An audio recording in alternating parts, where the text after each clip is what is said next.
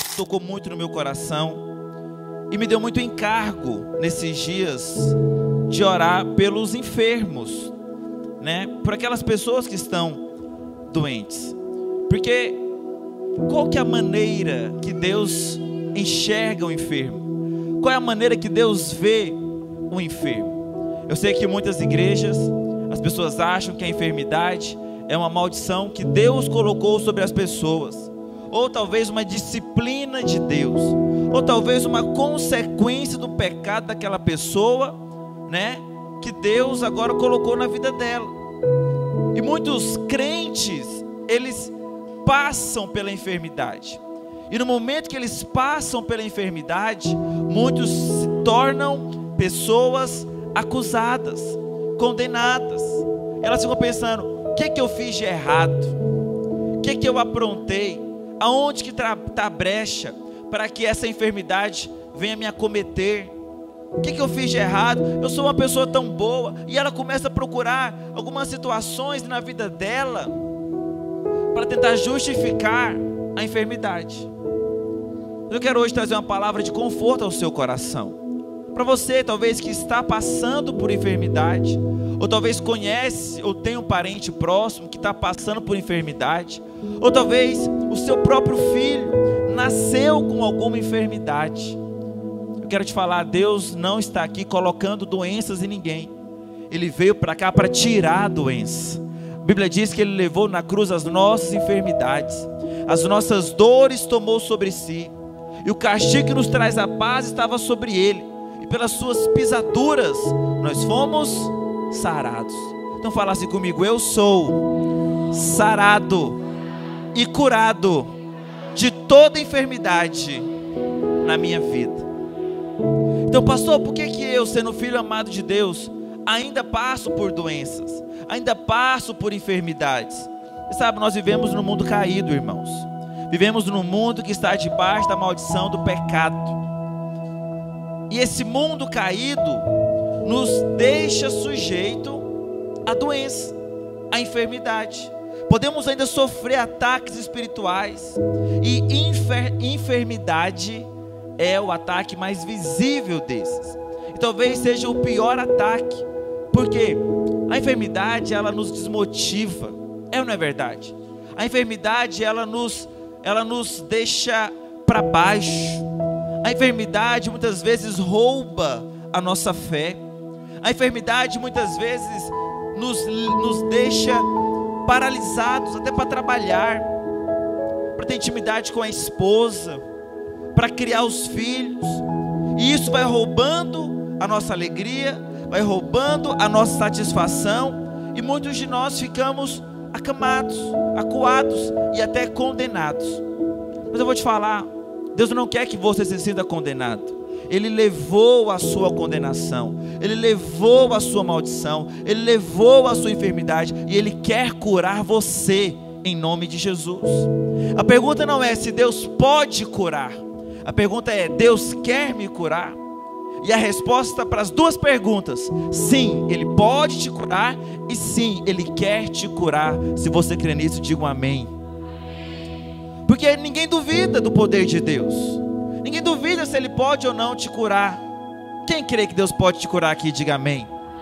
Mas muitos duvidam: será se Ele quer? Eu sou tão errado, eu sou tão falho, eu tenho tantos defeitos na minha vida. Deus não vai me curar, Ele vai se preocupar com alguém melhor do que eu.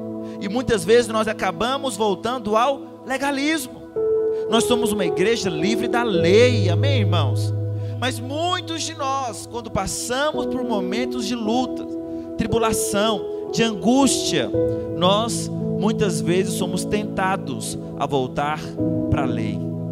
Nós éramos o filho pródigo, mas agora que convertemos, a nossa maior tendência é ser o irmão do filho pródigo.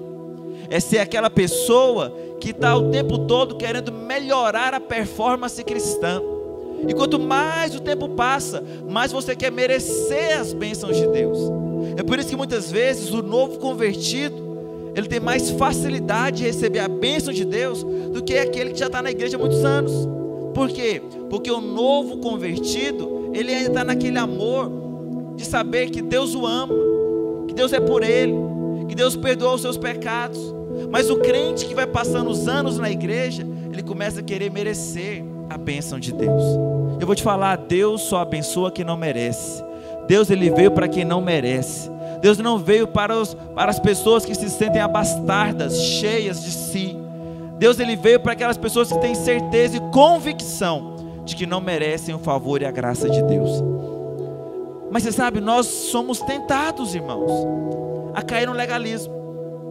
Somos tentados a olhar a enfermidade do vizinho, do colega, do irmão e falar: olha aí, isso aí é consequência do pecado, isso aí é maldição na vida dele, isso aí é Deus pesando a mão na vida dele. Vamos ser honestos e falar: não, pastor, eu não penso assim não. Vamos imaginar uma situação. Vamos supor que a minha família, minha esposa, meus 2 filhos, eles vão viajar para Palmas e capota o carro. Eu dirigindo, mas capota o carro e morre os 3. E só eu sobrevivo. É uma dor indescritível, é uma dor terrível. Mas aí o Senhor me consola, passa-se o tempo e eu volto a pastorear, volto a ficar bem. Mas aí de repente eu sofro um golpe e perco todo o meu dinheiro, que não é muito, por enquanto, mas vai ser em nome de Jesus. Mas eu perco o carro, não consigo mais pagar aluguel, a igreja não consegue mais pagar salário. Aí eu começo a ficar na pindaíba, começo a ficar necessitado, sem dinheiro para nada, sem casa para morar, morando de favor na casa dos irmãos, desesperado. Mas para piorar a situação, começa a vir uma doença na minha vida, uma doença que começa a aparecer no meu corpo, né? Pus, como diz o tocantinense, pereba, aquelas feridas, e eu começo a me coçar, e aí as pessoas até nem querem ficar perto de mim, porque é algo nojento. Vamos ser honestos, irmãos, perde a família, perde o dinheiro, ganha uma doença. O que você ia pensar de mim?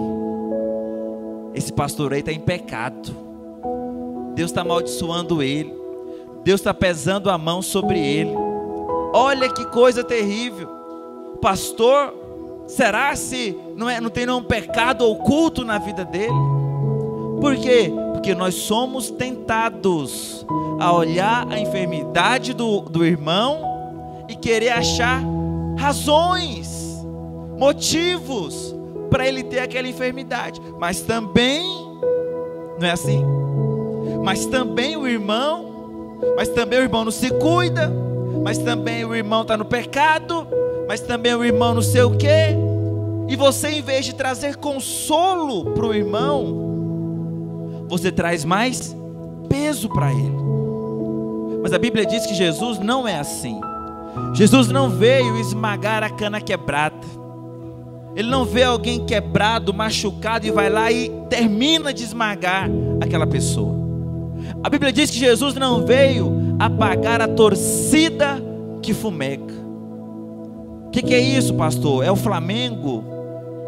É o Vasco, a torcida? Não. Quem aqui já usou lamparina com querosene? Tempo atrás era muito comum nas fazendas, chácaras. Como é que funciona a lamparina? Você coloca o querosene, acende o fogo, tem tipo um pavio, né? Uma cordinha bem fina, e vai queimando enquanto tem querosene. Mas quando o querosene acaba, aquele pavio começa a fumegar, sai uma fumaça. O que as pessoas faziam para não ter aquela fumaça e aquele cheiro?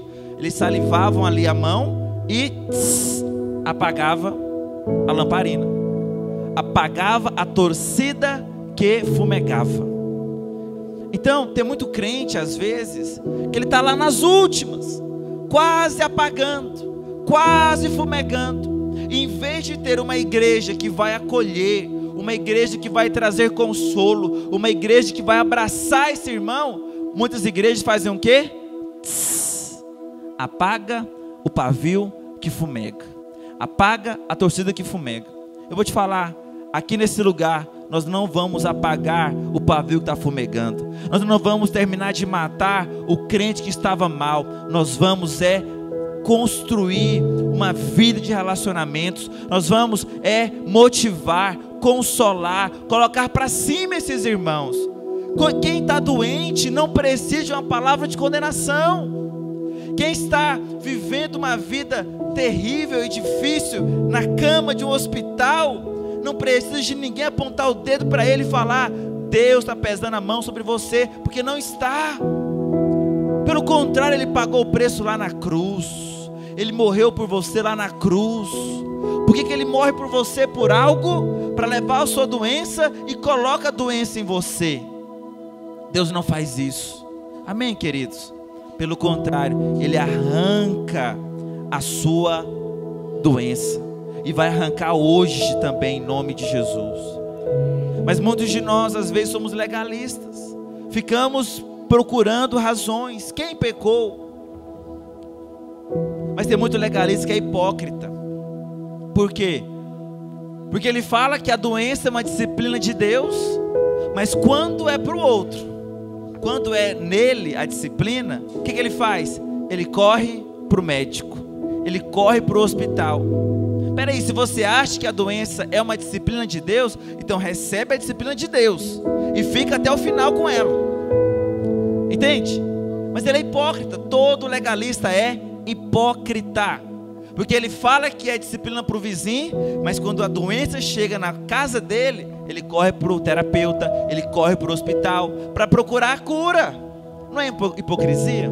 Mas eu vou te falar, o alvo de Deus, meu querido, não é trazer mais peso sobre você, não é apagar a torcida que fumega, não é esmagar a cana quebrada.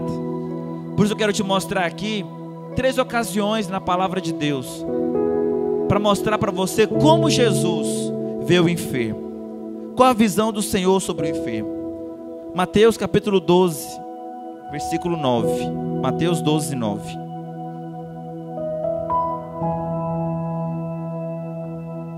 A Bíblia diz: tendo Jesus partido dali, entrou na sinagoga deles.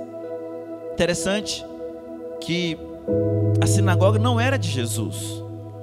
A sinagoga era dos fariseus, era deles. Eu vou te falar, essa igreja aqui não é de homens, essa igreja aqui não é de sacerdotes humanos, essa igreja aqui pertence ao Senhor Jesus. Amém, irmãos? Por isso, eles olhavam para Jesus e deixavam ele aquém.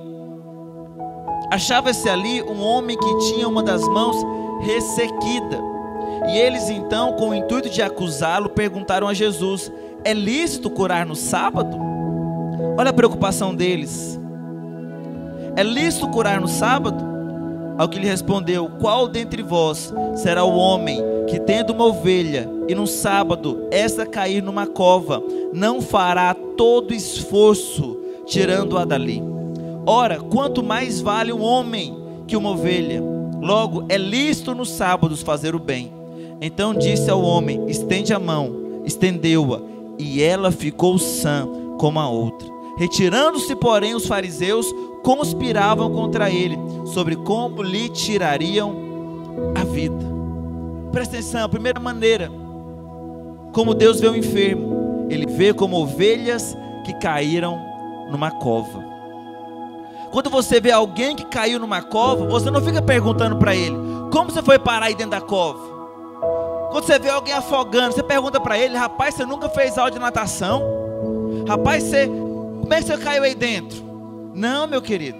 Quando você vê alguém num buraco, quando você vê alguém se afogando, quando você vê alguém afundado, você estende a sua mão e pega ele de lá.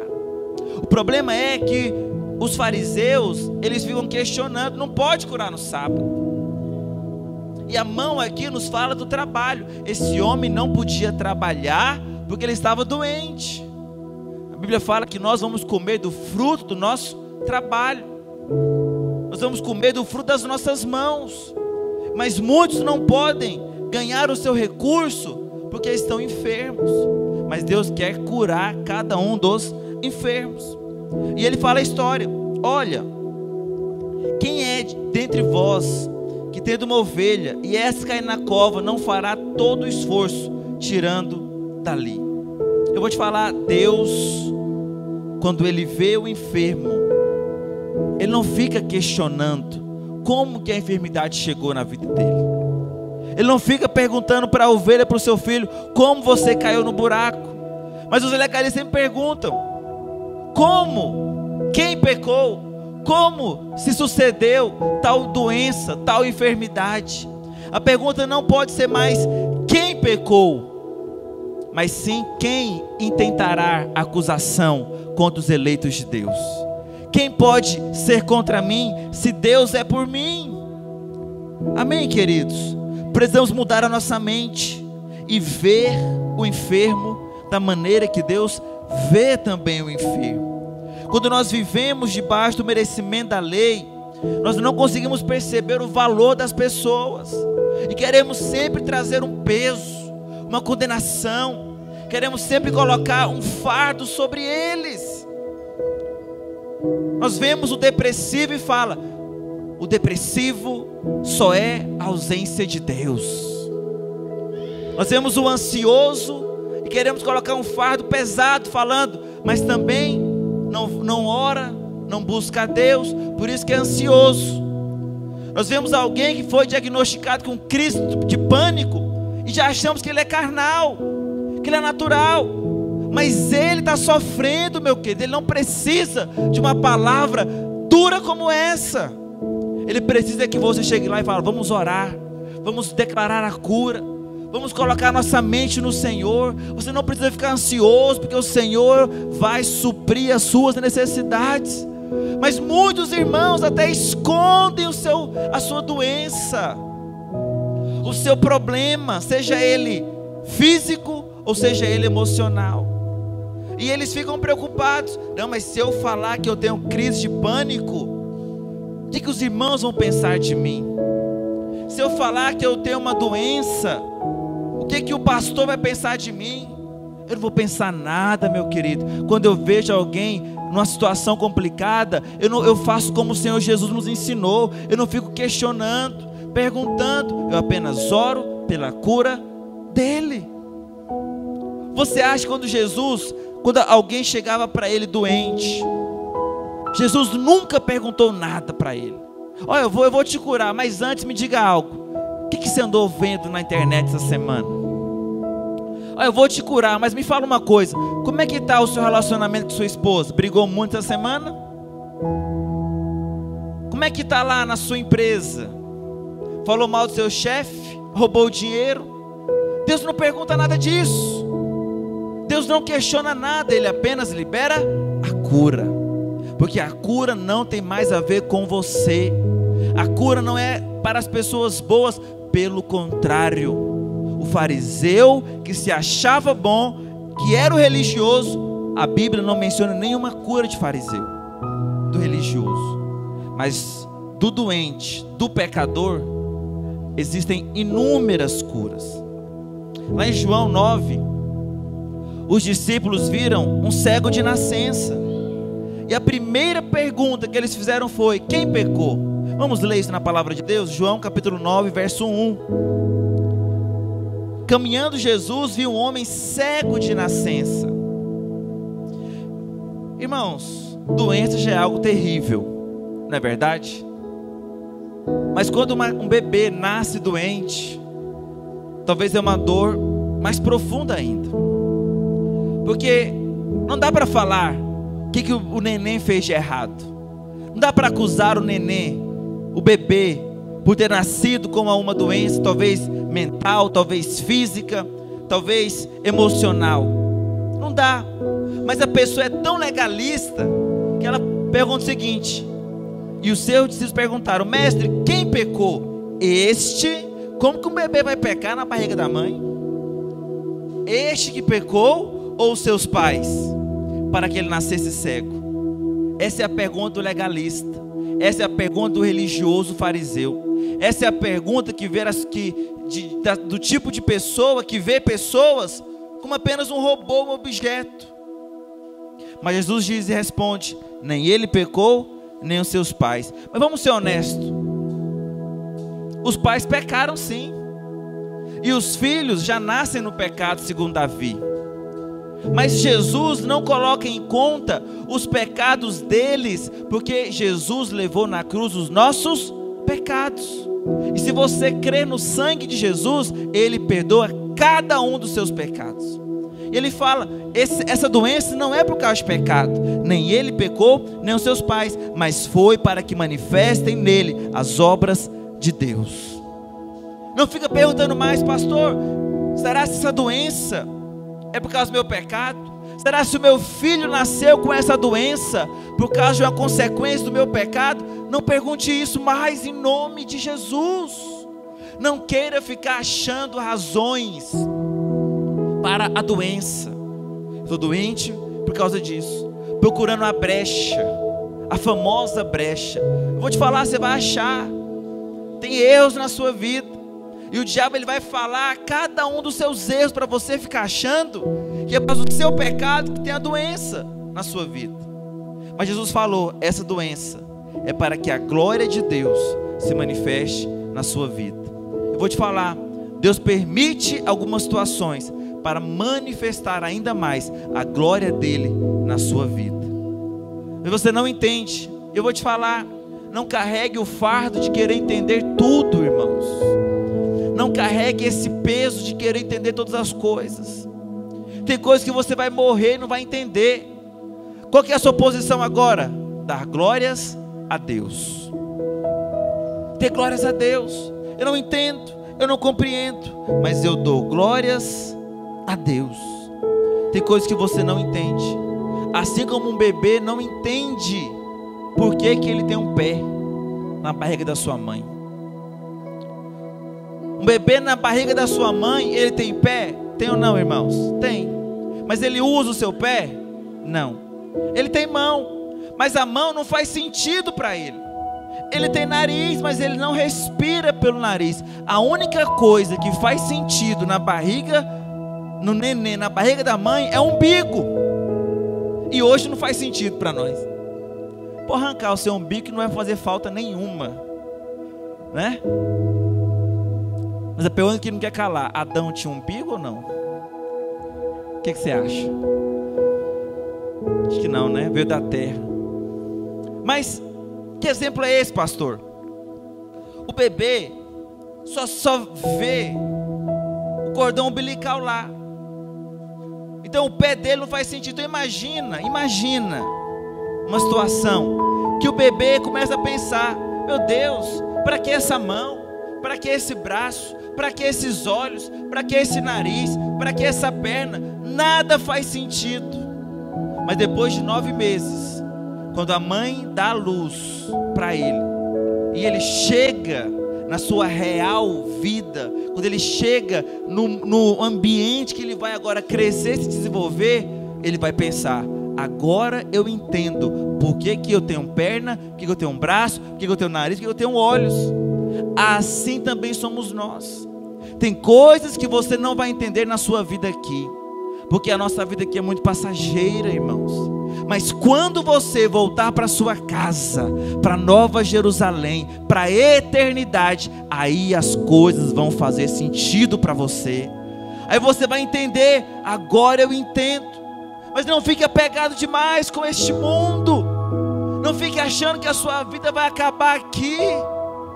Não fique achando que você, porque perdeu um ente querido, porque passou por uma tribulação, porque sofreu um acidente, Deus te abandonou. Não, meu querido, Deus não te abandona nunca mais. Deus não te abandona, não te larga, nem se você quiser, porque Ele se juntou com você, Ele amalgamou com você, Ele é o seu Pai, Ele te ama muito. Amém, irmãos? Quando você vê uma pessoa doente, não pergunte quem pecou, apenas ore. E você também, que passa pela doença, ore, clame. Muitas pessoas não abrem o coração, não pedem oração pela enfermidade, porque tem vergonha. Eu louvo a Deus porque a mensagem da graça tem causado uma revolução na nossa igreja. Os irmãos têm entendido. Uma irmã no cursão, na aula do Jean, pediu uma oração, foi diagnosticada com síndrome do pânico, não conseguia dormir direito.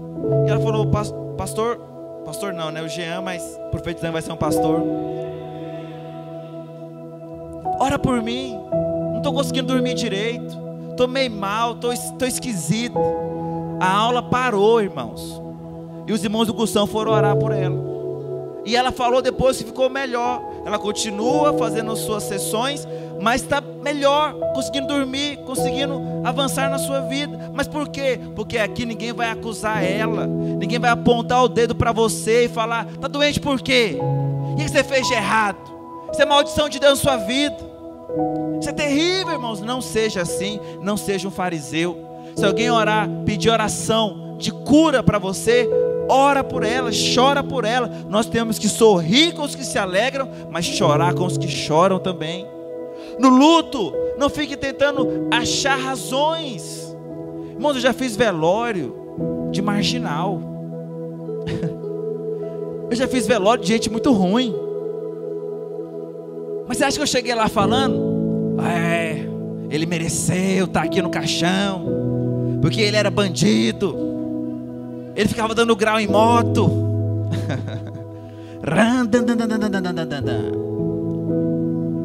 Não, porque a família está desolada, a família está chorando, a família está em prantos. Aí eles perguntam: pastor, meu filho, ele não era muito certo, mas será se ele foi para o inferno, pastor? O que você acha que eu falo para uma mãe dessa na hora? Acho que eu vou falar: foi, está queimando no fogo do inferno. Pelo amor de Deus. Eu falei para ela: Deus não é injusto, Deus é bom, e o seu filho está no lugar aonde Deus preparou para ele. Não menti. E nem sei também, vai que lá no final da sua vida ele falou: Jesus me salva. O ladrão da cruz foi assim. A graça de Deus, meu querido, pode te salvar em milésimos de segundo. Basta você pensar no Senhor, a graça vai te salvar lá no último suspiro da sua morte. Por isso eu não estou aqui para julgar quem vai para o inferno ou quem vai para o céu. Você sabe e o Senhor sabe. Sei de uma coisa: Deus é bom e Ele é justo.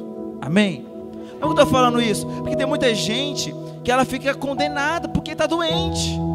E quem está condenada não tem fé para receber oração de cura. Ele não tem ousadia para falar: Senhor, me cura, porque ele acha que ele é maldição de Deus para a vida dele. Tem uma irmã em Goiânia, ela até contou esse testemunho na internet. Ela não era da videira e ela estava tentando engravidar. E ela tentou engravidar uma vez, deu certo, mas perdeu o neném na sua barriga. Já é algo terrível. Mas ela tentou pela segunda vez gestar o neném com seu marido, conseguiu, mas perdeu de novo o neném. Já é algo também muito triste. Mas a terceira vez, irmãos, presta atenção nesse testemunho. Ela teve o neném, ela conseguiu ter o neném, deu a luz ao neném, mas no primeiro dia que o neném havia nascido, a enfermeira pegou para dar banho no neném, escorregou da mão dela, caiu no chão e o neném faleceu. Irmãos, imagina a situação dessa mãe: 2 abortos espontâneos, e o terceiro que ela deu à luz, uma outra pessoa que ela não conhece, deixou o seu filho cair e faleceu. Irmãos, essa mãe estava destruída. Só de falar isso me dá um aperto no coração, que eu sou pai. Agora, você acha que ela precisava de ouvir o que agora? Uma palavra de consolo ou uma palavra de acusação? Você acha que ela precisava de ouvir o que? Uma palavra de confronto ou uma palavra, um ombro amigo, né, como a gente fala? E ela foi até o pastor dela, chorando e pedindo oração, conforto. Mas o pastor falou para ela: minha filha, quando é que você vai resolver a sua vida com Deus? Quando é que você vai se arrepender dos seus pecados? Irmão, você acha que alguém quer ouvir isso no meio da luta, do luto e da luta, da morte? Ninguém quer ouvir isso, não. As pessoas no luto, elas querem ser abraçadas, elas querem ser consoladas, e nós como igreja estamos aqui para isso. Obviamente ela saiu dessa igreja e ficou sem igreja nenhuma, achando que toda a igreja era desse jeito, trazia peso, acusação e condenação. Mas ela começou a ouvir o pastor Luiz na rádio, falando sobre a graça, sobre o amor de Deus, sobre o favor imerecido, sobre o perdão dos pecados, e aquilo foi enchendo o coração dela de fé, enchendo o coração dela de fé, e hoje ela está na igreja, tem um ministério abençoado, lá na Videira de Goiânia, tem 3 filhos para a glória de Deus, e está muito feliz com a sua vida. Você sabe, Deus permite algumas coisas, mas não é que Deus impõe algumas coisas para nossas vidas. Por isso você está passando por um momento de luta, de enfermidade, não fique questionando como você caiu no buraco, apenas tire a ovelha do buraco. É o que o Senhor Jesus faz e vai fazer na sua vida hoje, em nome de Jesus. A segunda maneira que ele vê o enfermo, ele vê como um sedento que precisa de ser suprido. Lucas 13, verso 11. Lucas 13, verso 11.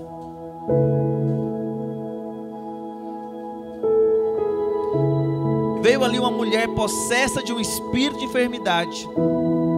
Havia já 18 anos, irmãos, 18 anos sofrendo de uma doença. Andava ela encurvada, sem de modo algum poder endireitar-se. Vendo a Jesus, chamou e disse: mulher, está livre da tua enfermidade. Ele não expulsou o demônio, ele expulsou a doença, e o demônio saiu junto com a doença. E impondo-lhe as mãos, ela imediatamente se endireitou e dava glória a Deus. O chefe da sinagoga, indignado, olha só como eles são fariseus, hipócritas, indignado de ver que Jesus curava no sábado, disse à multidão: 6 dias há em que se deve trabalhar, vinde pois nesses dias para ser curado, e não no sábado. Sabe por que o religioso ele quer que você venha para ser curado nos dias que você trabalha? Porque ele acha que Deus só abençoa quem trabalha. Ele acha que Deus vai abençoar aquele que merece. Mas Deus é o contrário. Ele só abençoa quem está no descanso. Por isso as curas de Jesus, a maioria delas registradas nos evangelhos, é no sábado. Porque o sábado é um princípio do descanso. Quando você descansa no colo do Senhor, Ele trabalha ao seu favor. Tem uma canção que diz: é meu, Deus falando para nós, é meu, somente meu, todo o trabalho. E o teu trabalho, meu querido, é descansar em mim, no Senhor Jesus. O seu único trabalho é descansar, é receber de graça. Mas o religioso não, Deus só vai abençoar quem merece.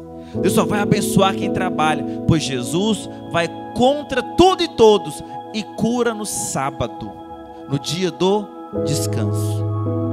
Disse-lhe, porém, o Senhor: hipócritas, cada um de vós não desprende da manjedoura no sábado o seu boi ou o seu jumento para levá-lo a beber? Por que motivo não se devia livrar deste cativeiro em dia de sábado essa filha de Abraão, a quem Satanás trazia presa 18 anos? Tendo ele dito essas palavras, todos os seus adversários se envergonharam. Entretanto, o povo se alegrava por todos os gloriosos feitos que Jesus realizava. Jesus então vê o enfermo como alguém sedento, que precisa de água. Irmãos, passar fome é ruim, mas passar sede... Uma vez eu fui fazer um jejum de 24 horas sem água. Não faça isso, a não ser que Deus te direcione. Mas é terrível. A garganta seca. Você fica querendo engolir a própria saliva para te satisfazer. Mas Jesus, ele vê o enfermo como alguém que está sedento. O religioso não. Para ele, para o legalista, morre de sede. Mas para a graça de Jesus, ele vai trazer alívio para aquela mulher. Aquela mulher estava doente, meu querido, há 18 anos. Ela sofria de um ataque do diabo. Tem doenças que são ataques do diabo. Ela sofria enfermidade, por quê? Porque ela estava sofrendo um ataque do diabo. Tem doenças que é por causa de pecado, sim.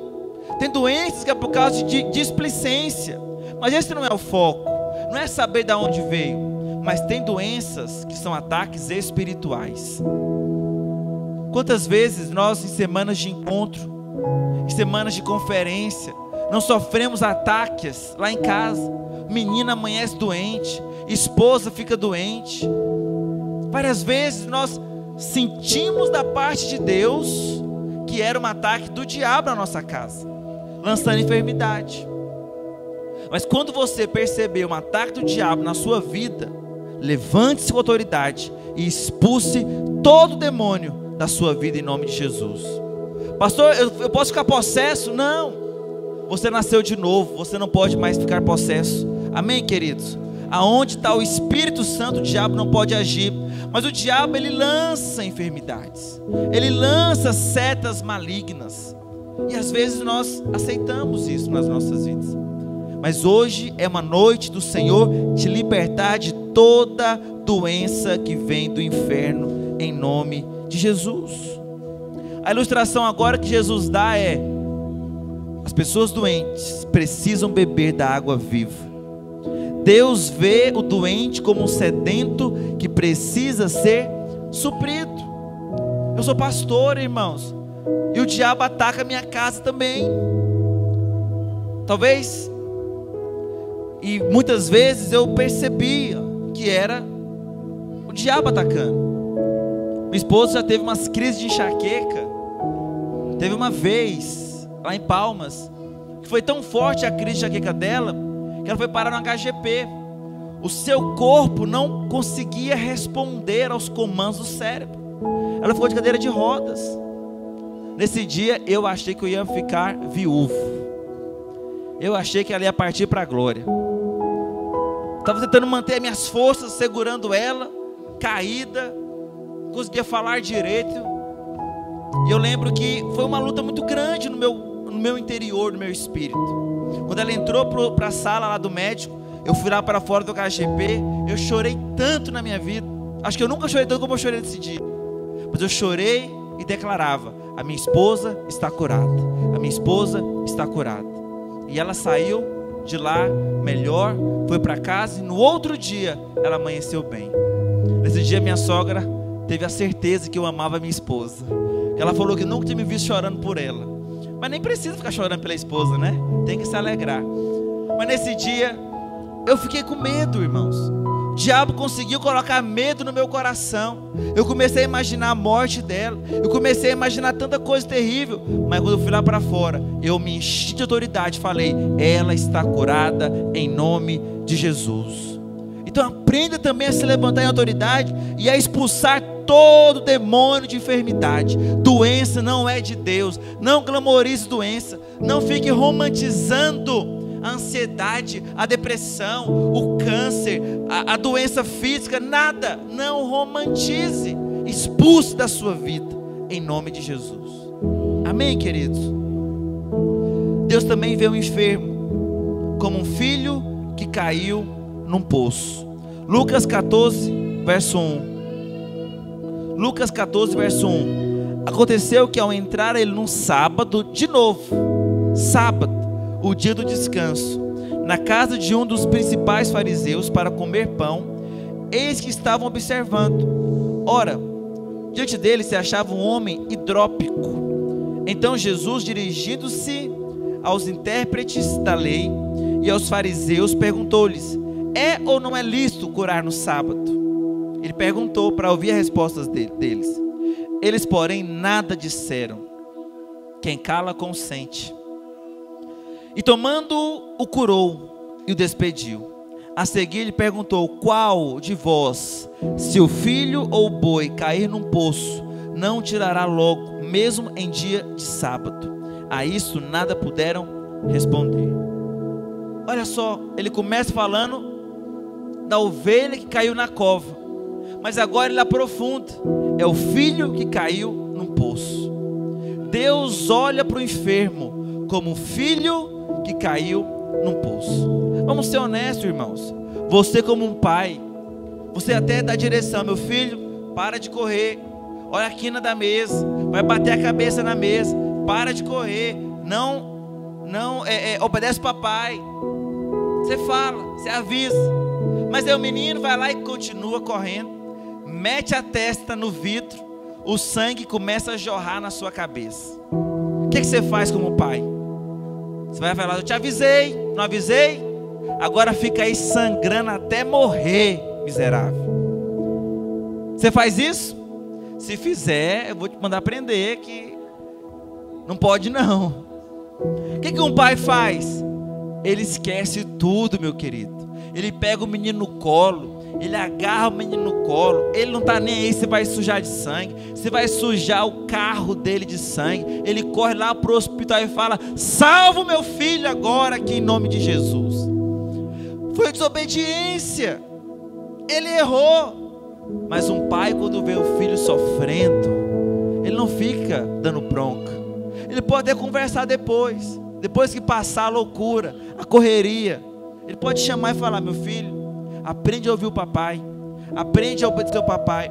Mas na hora da dor, na hora do sofrimento, Deus vai te pegar no colo, meu querido. Ele não vai te levar para o hospital, porque Ele é a própria cura. Ele vai te curar, Ele vai te abraçar, e Ele vai falar: seja curado em nome de Jesus.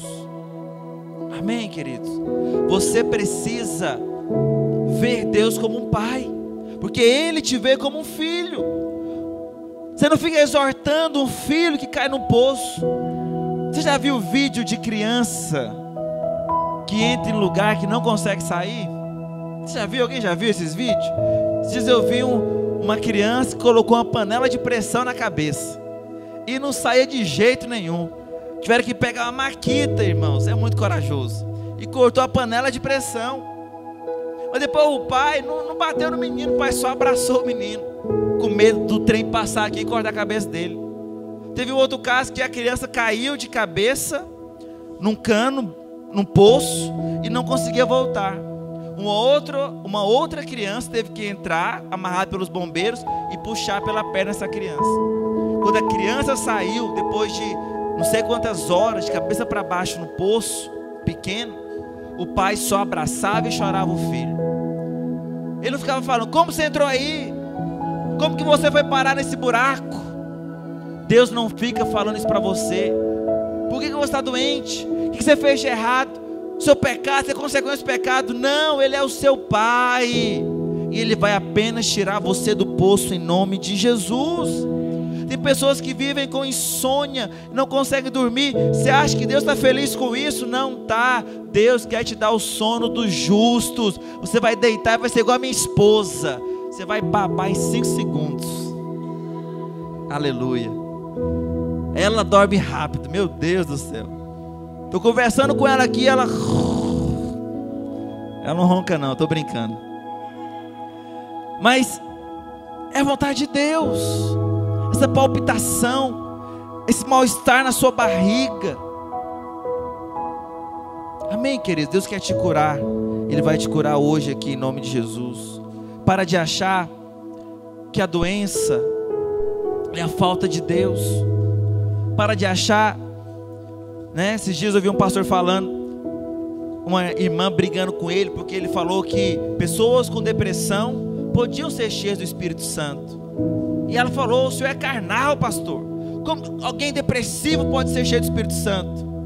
E ele usa óculos. Ele falou: uai, eu sou míope e eu sou cheio do Espírito Santo? Porque miopia também é doença. Mas ninguém liga, não é verdade? Por quê? Porque não faz diferença. Às vezes você já acostumou. Mas a pessoa, ela é hipócrita. Ela acha: não, o míope pode ser cheio, mas o depressivo não. Eu vou te falar, Deus, Ele ama todos, e Ele quer encher todos aqueles que querem ser cheios do Senhor Jesus. Não ache que porque a pessoa está passando por uma crise de pânico, por uma ansiedade, ela está carnal, longe de Deus. Pode ser que sim, pode, mas quem somos nós para julgar alguém, irmãos? Tira a trave do seu olho antes de tirar o cisco do seu irmão.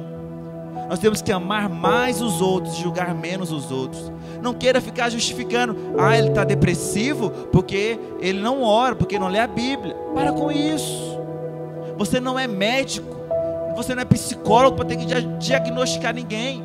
Você é crente, você vai orar por ele, você vai amar ele, você vai indicar para ele algumas coisas para fazer, mas você não vai julgar mais ninguém em nome de Jesus. Caiu no poço porque é desatento. Para com isso. Para com isso. Lá em Lucas 4, eu vou encerrar lendo esse texto. Lá em Lucas 4, o Senhor nos explica a base para nós recebermos a cura de Deus. Lucas 4,16 fala assim: indo para Nazaré, onde fora criado, entrou no sábado na sinagoga, segundo o seu costume, e levantou-se para ler.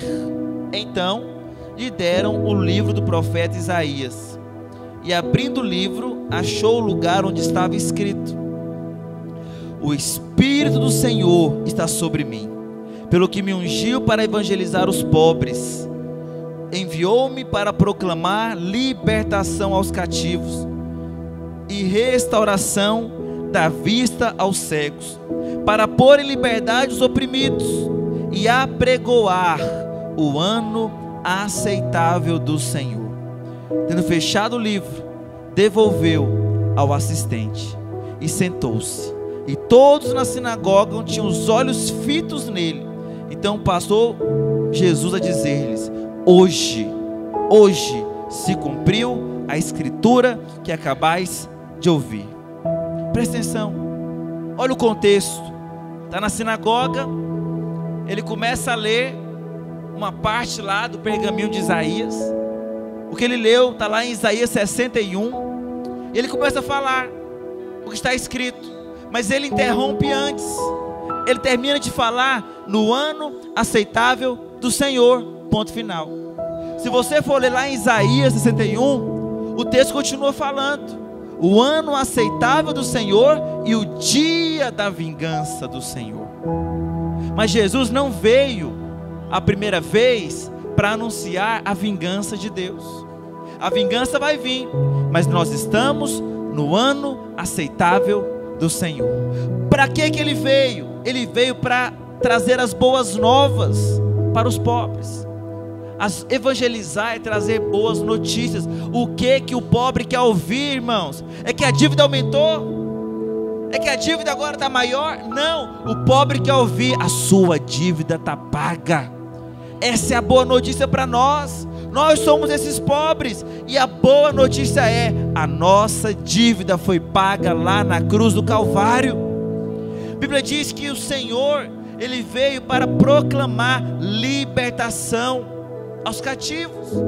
Quem estava preso nos aguilhões do pecado, a Bíblia diz que o Senhor veio para libertar esses cativos, restaurar a vista aos cegos, para curar e pôr em liberdade os oprimidos. Jesus não está com o dedo apontado para você, questionando a razão de você ter doença. Não, Ele morreu de braços abertos para falar, para passar uma mensagem para o mundo: vinde a mim, todos que estáis cansados e sobrecarregados pela doença, pelo pecado, venha até mim e eu vos aliviarei. Deus vai tirar o fardo da doença da sua vida hoje, vai tirar o fardo do pecado da sua vida hoje, porque Ele disse: hoje se cumpriu a escritura que acabais de ouvir. O mundo até questiona: Senhor, o Senhor não vai terminar de ler Isaías, falar do dia da vingança do Senhor? Porque ainda não chegou a vingança do Senhor. Vai chegar, mas não para você. Vai chegar para o mundo que está lá fora caído. Para você é só o ano aceitável do Senhor. Você crê nisso? Depois ele continua falando. Ele confronta a atitude do povo com exemplos do Velho Testamento. Os judeus, os fariseus, se gabavam de ser o povo escolhido por Deus. Eles achavam que mereciam. Eu sou bom demais, eu mereço, eu sou um religioso, eu sou moralmente correto, então Deus tem que me abençoar. Eles achavam que Deus era obrigado a abençoar eles. Mas você sabe, Deus não abençoa quem acha que merece. E o Senhor Jesus, Ele dá 2 exemplos na sinagoga para os judeus. Ele fala: olha, no tempo da seca, lá no tempo de Elias, 3 anos e meio, sem chover, sem comida, Deus mandou o profeta Elias para a viúva lá de Sidom. Sidom era uma cidade inimiga de Israel, e a única pessoa que foi suprida no tempo da escassez foi uma pessoa que não era de Israel. Era uma pessoa que não estava debaixo da aliança de Israel, não estava debaixo da lei.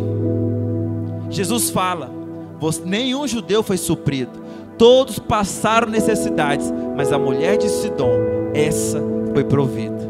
Depois Jesus, ainda nesse capítulo, dá o exemplo de Naamã. Ele fala: nenhum leproso foi curado no Velho Testamento, a não ser Naamã, o sírio. Ele era da Síria, um país inimigo de Israel, e Deus foi lá e mandou Eliseu trazer cura sobre Naamã. O que essas 2 pessoas têm em comum? Naamã e a viúva de Sidom. Eles tinham em comum que nenhum deles estavam debaixo da lei. Sempre que você quer merecer a cura, que você fala para o seu Senhor: eu te sirvo há 10 anos, eu sou um crente há 20 anos, eu quero ser curado por causa disso, você não vai receber a cura de Deus. Porque Deus não vai vender a cura para você. Ele não vai te vender porque você foi uma boa pessoa, porque você foi um dizimista fiel, porque você foi um santo. Não. A cura Ele tem de graça para você. E a cura é para quem não merece. Não chegue diante de Deus, meu querido, achando que você merece. Naamã e a viúva receberam sem merecer. A bênção não é baseada na lei. A bênção não é baseada no sistema de merecimento. Provisão e cura vem de graça. De graça, de graça sobre a sua vida. A cura não tem a ver com você, tem a ver com Deus. A cura não tem a ver com a sua fidelidade, tem a ver com a fidelidade de Deus. A cura não tem a ver com o quanto você diz que ama a Deus. A cura tem a ver com quanto Deus te amou lá na cruz do Calvário. Deus não prova o seu amor para com a sua vida te livrando de doenças, porque nós estamos sujeitos a doenças. Mas Deus prova o seu amor para conosco, tendo Cristo morrido na cruz há 2000 anos atrás. Quer saber se você é amado? Olha para a cruz. Quer saber se o Senhor continua te amando? Lembre-se da cruz. A morte dele é a prova de que você é amado. Ele ama você. E se você entender isso, você vai receber cura e provisão sobre a sua vida. Não tem a ver com você mais. Esqueça de você. Tire você da equação. Olhe apenas para o Senhor, em nome de Jesus. Fica de pé nessa noite.